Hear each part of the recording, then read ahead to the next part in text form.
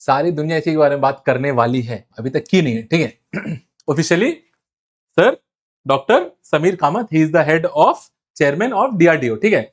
इन्होंने बस बोला कि भाई हमारे पास अग्नि 6, माइंड यू अगेन अग्नि 6 रेडी है, फुल्ली ऑपरेशनल केपेबल रेडी है, बस हम वेट करें पॉलिटिकल साइड से एक बार ऑथराइजेशन ऑर्डर आ जाए तो हम तुरंत एक्सपेरिमेंट या तुरंत उसको यूज कर लेंगे मतलब सारी दुनिया को दिखा देंगे।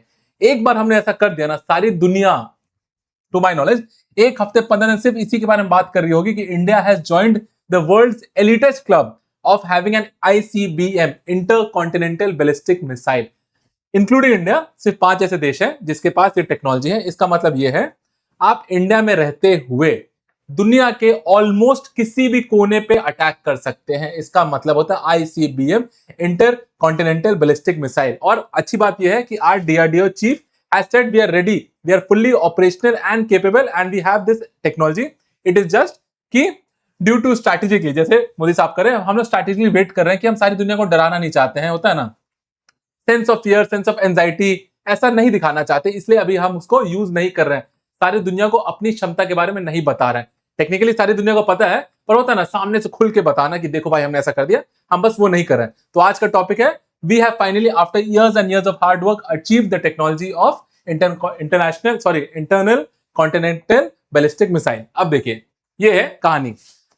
DRDO is fully ready for Agni 6 as India moves closer to new era. Simple same, ये अग्नि 5 है, बस रेफरेंस के लिए अग्नि 5 ऐसा है, इससे लवली डबल कैपेसिटी का होता है अग्नि 6। अग्नि 5 4000 से 5000 किलोमीटर तक जा सकता है।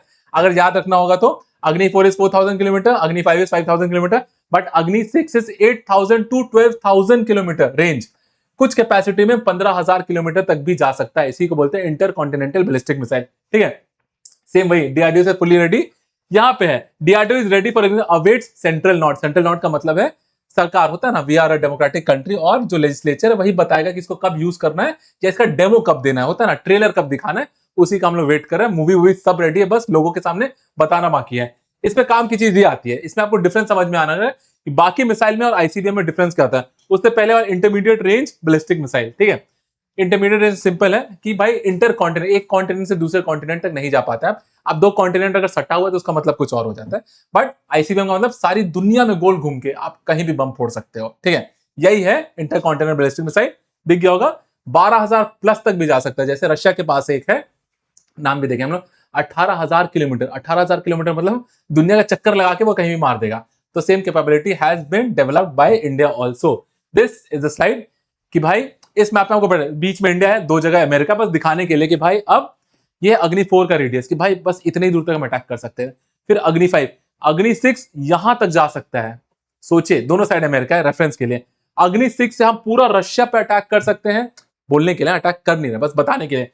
अग्नि 6 का अगर 12000 प्लस किलोमीटर वाला रेंज होगा ना, 10,000 में हम अलास्का तक जा सकते हैं। पर अगर 10,000 12 से 15,000 तक चलेगा तो whole of America mainland will be under the reach of our Agni 6। यही है कहानी। पर ट्विस्ट की बात यह है कि लोग कहते हैं भाई न्यूक्लियर मिसाइल तो है अपने पास, न्यूक्लियर बॉम्ब तो है ना, तो फिर आईसीबीएम की जरूरत क्या है। देखो, न्यूक्लियर बॉम्ब एक मटेरियल बम है, उस बम को किसी पे तो कैरी करेंगे ना आप, उस बम को किसी में लोड करके फेंकेंगे ना, तो वो जो मिसाइल है उसके ऊपर न्यूक्लियर केपेबल लगेगा, बस।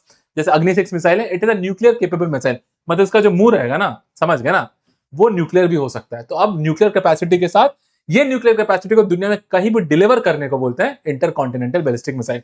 नेक्स्ट में जरूरत क्यों पड़ी, सारी दुनिया में जंग चल रहा है, ठीक है।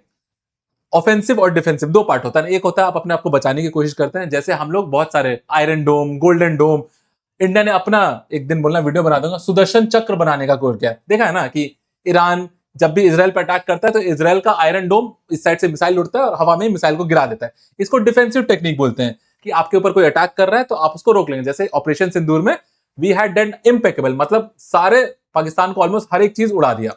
यह है डिफेंसिव। यूएसए इसी सेंस में गोल्डन डोम बना रहा और India is thinking of making Sudarshan चक्र। ये डिफेंसिव है। ऑफेंसिव का मतलब होता है आप खुद जाके जब अटैक कर पाएंगे। जैसे अभी हमने देखा इजराइल के केस में कि भाई इतने सारे अटैक हो रहे हैं, एक आधा इधर उधर भी गिर के मेनलैंड में हिट कर ही जाता है, ठीक है।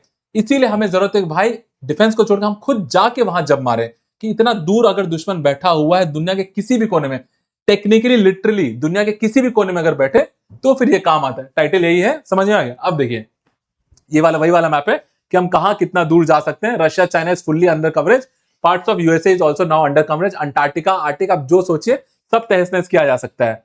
म्यूचुअली अश्योर्ड डिस्ट्रक्शन होगा, ये भी नहीं। इसके नेक्स्ट वाला is this is important side. अभी तक बस यूएसए के पास, रशिया के पास, चाइना के पास और नॉर्थ कोरिया के पास था। बहुत बार बोल चुका हूं, north Korea is the only country जिसके खिलाफ ट्रम्प साहब ने, देखो ट्रम्प, बहुत लोग ट्रम्प साहब को बोलते हैं कि भाई कुछ ही बोल देते, ये बोल देते, वो बोलते, पर अभी तक उन्होंने नॉर्थ कोरिया के खिलाफ आज तक एक शब्द नहीं बोला, क्योंकि नॉर्थ कोरिया के पास आईसीबीएम है, प्लस न्यूक्लियर हेडेड आईसीबीएम है।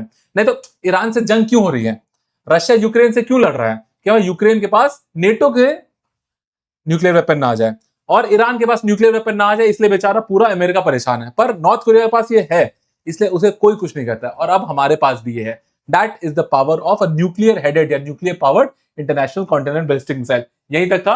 अब कैपेबिलिटी क्यों है, और क्योंकि लोग बोल रहे हैं कि भाई अगर हमारे पास ये है तो हम सारी को दुनिया को दिखा क्यों नहीं रहे। होता है ना, देखो होना अलग होता है और दिखाना अलग होता है और प्रूफ करना अलग चीज होता है। एग्जाम से समझिए, बस बोलना कि भाई मैं एग्जाम निकाल सकता हूं और एग्जाम निकाल देने में जमीन आसमान का अंतर होता है ना, इतने साल। तो अभी तक सारी दुनिया बस मान रही होता है ना, थोड़ा सटल हम्बल वे में खेल रही कि भाई सबको पता है हमारे पास है।